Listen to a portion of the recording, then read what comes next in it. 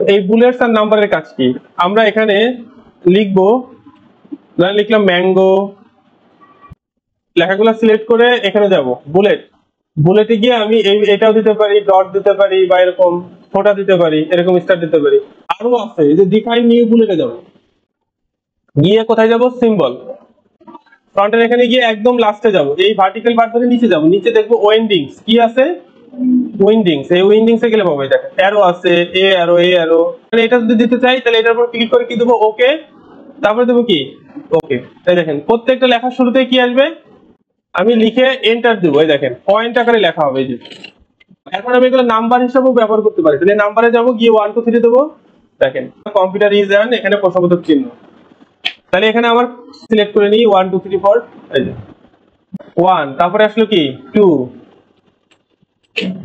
তারপরে দেখেন অটোমেটিক আসতেছে না, 4 আসছে,